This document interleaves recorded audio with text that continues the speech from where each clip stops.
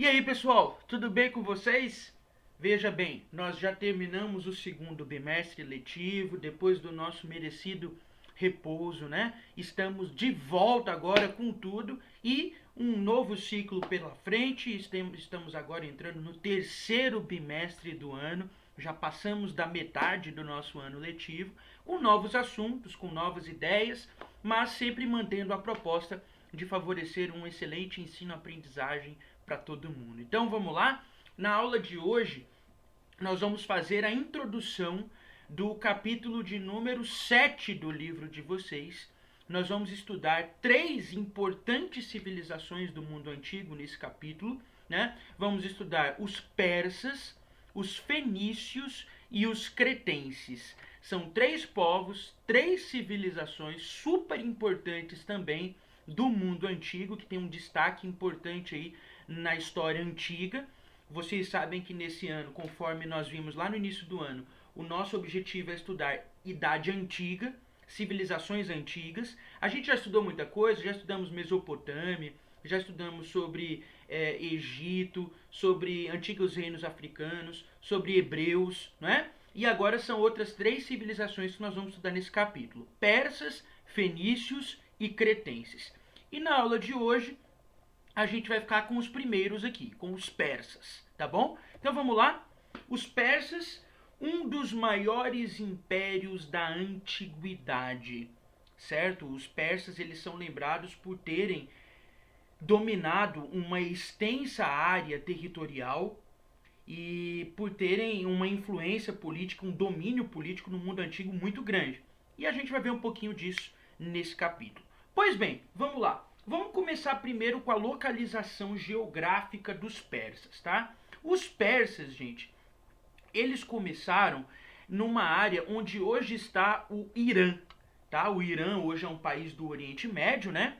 É chamado Planalto do Irã, que é uma região rica em minérios como cobre, ferro, chumbo, pedras preciosas, cercada por montanhas que acabam sendo verdadeiras defesas naturais, né, impedindo ataques de povos inimigos. A maior parte é desértica ou salina, tornando a agricultura possível apenas em poucos vales. Então, onde hoje está o Irã, certo? Onde hoje está o Irã, nessa região aqui, é a região de origem dos persas. Os persas começaram ali. Depois eles tomaram essa enorme proporção aqui, né? Mas a princípio, os persas eles ficavam aqui nessa região do Irã, onde hoje está o Irã, tá bom? Então, tanto que os iranianos hoje, eles se apresentam como descendentes dos antigos persas, e eles têm até orgulho de falar isso, né? Hoje o Irã, os iranianos, eles se assumem, mais do que islâmicos, eles se assumem como legítimos representantes dos persas, né? Essa região aqui do Golfo Pérsico, né? O Planalto do Irã, onde estavam os persas, tá bom? Mas bem, como que esse povo surgiu? Como que esse povo ganhou essa proporção enorme que a gente vai ver aqui, né? Esse aqui foi o tamanho do Império Persa, tá bom? Como que eles conseguiram fazer isso? Bom, e aí a gente destaca que nessa região onde hoje está o Irã, nessa região nós tínhamos alguns povos que habitavam ali. Nós tínhamos os povos chamados de Medos. Professor, é medo de medo? Não, era o nome do povo, Medo, tá? Medos, como eram chamados. E nós tínhamos os persas. E aí o que acontece? No século 6 a.C., esse cara aqui, ó, Ciro, lembre do nome dele, tá? Ele vai ser muito importante no nosso estudo dos persas. Ciro. Esse cara aqui, que era um príncipe dos persas, ele liderou uma rebelião contra os medos e se saiu vitorioso. Então, o Ciro ele conseguiu formar um exército, ele lutou contra os medos e conseguiu unificar o território. Esse território dos persas era muito pequeno. Entre os medos e os persas eram os povos que dominavam aquela região onde hoje está o Irã. E aí o Ciro ele conseguiu vencer os medos, unificar o território e dominar sozinho o território. Tá? E aí começa uma medida do Ciro. Ciro ele era um general, ele era fanático por guerra, tá? E aí surgiu a intenção do Ciro de fazer o que a gente chama de expansionismo, que vem de expansão, né? Então ele começa a expandir os territórios, a dominar novos territórios. E aí ele forma o grande império dos persas, tá bom? Então nós vamos ter uma política expansionista do Ciro. Em poucos anos o exército persa apoderou-se de uma imensa área. A maior parte do Império Persa foi no reinado de Ciro. Por isso que Ciro vai ser tão importante. Primeiro porque ele conseguiu unificar o território dos persas, e conseguiu também expandir, né? Então temos uma grande expansão e uma unificação primeiro desse império. Então Ciro tornou-se então o imperador do Oriente Antigo. E aí, dessa região oriental, os persas vão se consolidar como o maior dos impérios nessa região, tá? Justamente com a importância central aí do rei Ciro, tá bom? Lembre disso, Ciro, nome fundamental para os persas. Gente, essa parte verde aqui, ó, essa parte verde, tá vendo? Olha o tamanho dessa área. Esquece a parte laranja e a parte amarela, depois a gente vê sobre isso. Mas essa parte verde aqui, tudinho, gente, olha o tamanho. Tudo isso aqui se tornou o Império de Ciro. Olha o quanta coisa ele dominou, né? Em um período muito curto. Então Ciro se tornou imperador de toda essa parte aqui, tá? É o Império Persa do Grande Ciro, como é chamado, né? Ciro Grande, o primeiro rei dos persas, né? Que unificou e expandiu o território. Só que o Ciro, quando ele morreu, gente, né? Ainda no século do século V ali, né? Antes de Cristo, o Ciro ele foi sucedido pelo seu filho, chamado Cambises, tá? Que ganhou o título de Cambises II. O Cambises ele se empenhou em ampliar ainda mais os territórios, os domínios persas. Então, durante o domínio de Cambises, gente, durante o domínio dele, o império dele, ele dominou essa parte aqui do Egito. Tá vendo essa partezinha amarela? Então, tudo isso aqui foi conquistado por Cambises. Lembra do Egito? Pois é, o Egito aqui nesse período, no século V, né, antes de Cristo, vai ser dominado pelos persas. Então acaba aquela famosa civilização egípcia que a gente estudou no capítulo 4. Eles vão ser dominados aqui pelos persas, por Cambises, filho de Ciro, né, do grande Ciro. Então, Cambises impôs seu domínio sobre o Egito, provocando o início de um provocando o início de um contínuo declínio egípcio que não foi superado. Os egípcios já estavam em queda.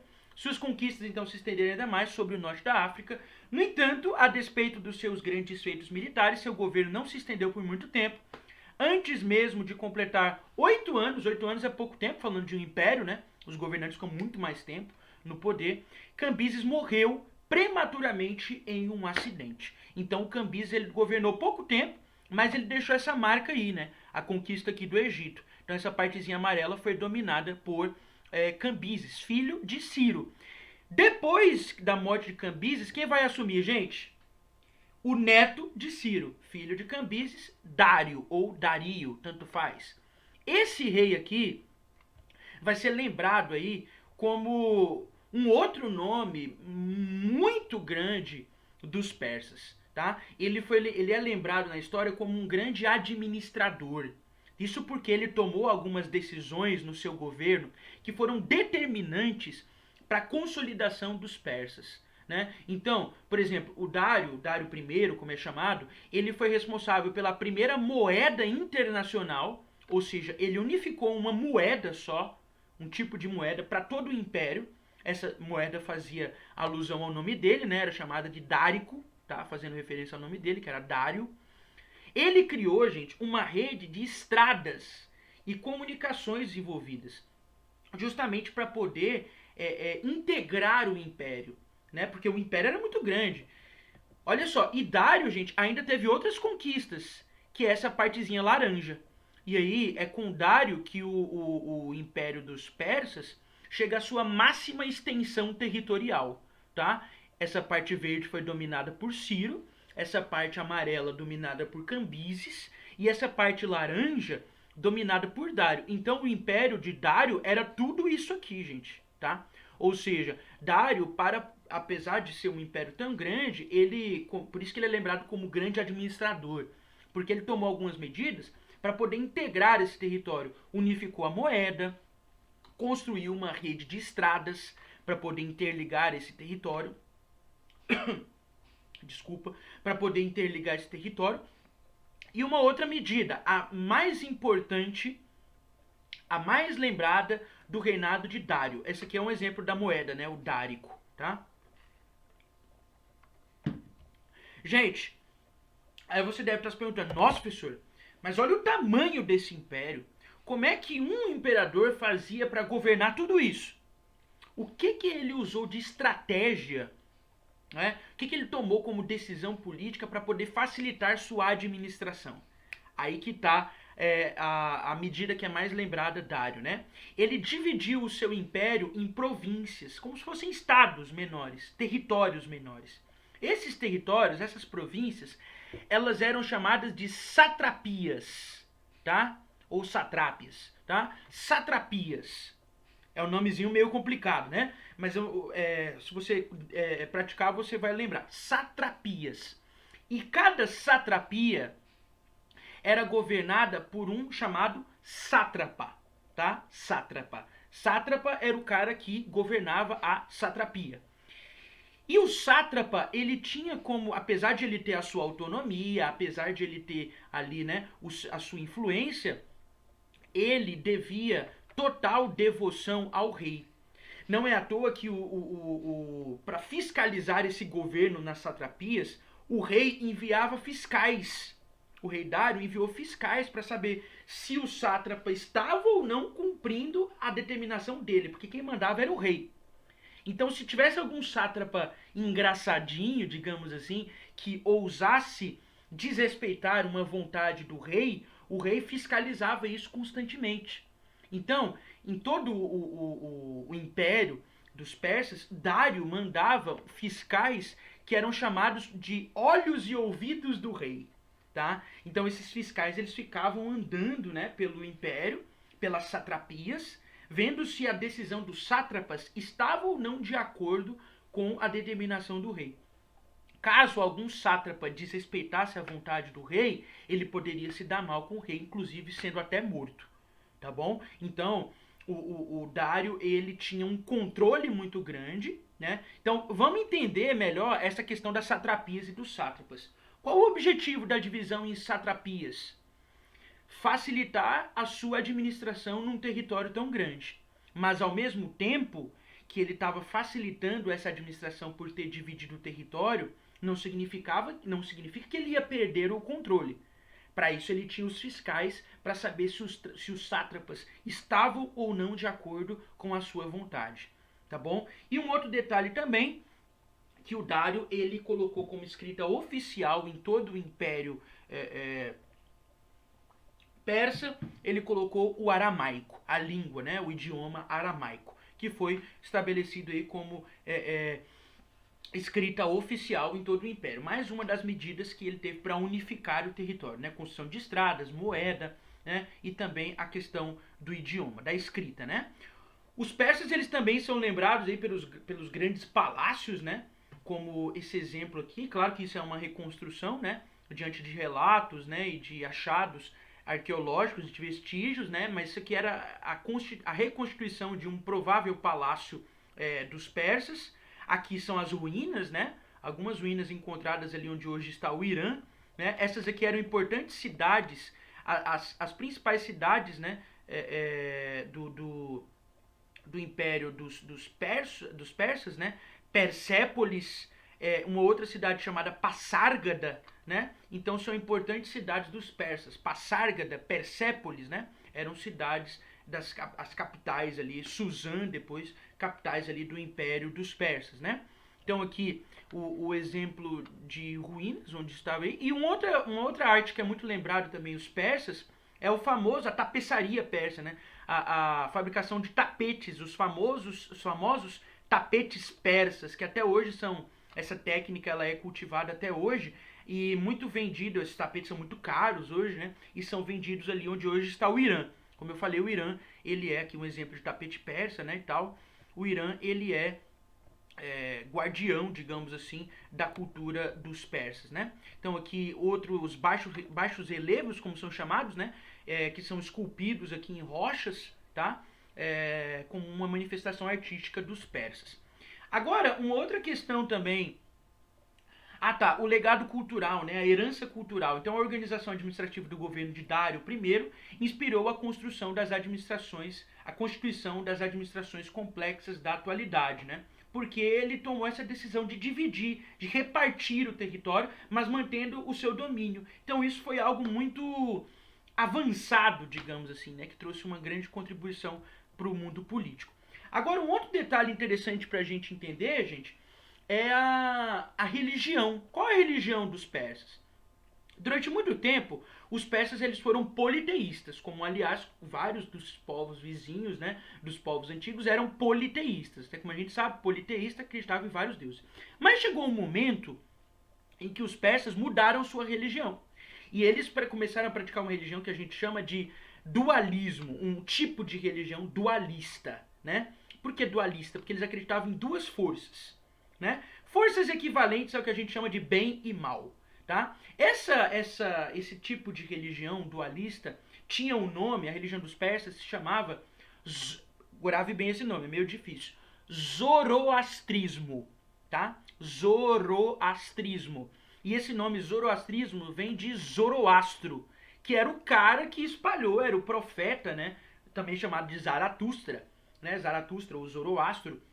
E ele difundiu essa religião, tá? Entre os persas e ela se tornou muito praticada. O que dizia essa religião? Então, segundo a tradição religiosa persa, há muito tempo existiam dois seres com imenso poder.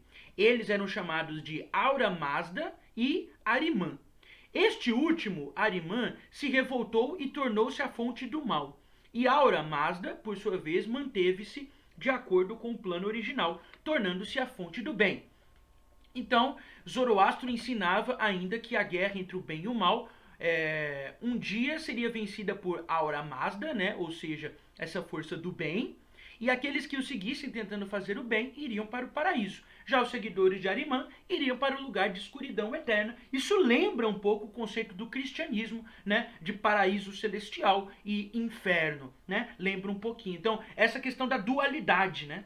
Essa dualidade era muito comum na religião dos gregos, dos persas, e é o tipo de religião que a gente chama que é uma religião dualista, que tem essas duas forças, bem e mal. Tá? Na Bíblia, os persas eles são citados, né? Por exemplo, na história de Daniel, né? Daniel ele é citado, Ciro é citado na Bíblia também, a rainha Esther também é citada ali, né? Na época da dominação dos persas e tudo mais. Então, nós temos essa citação bíblica em relação aos persas, tá? Então, gente, não se esquecer da importância de Ciro.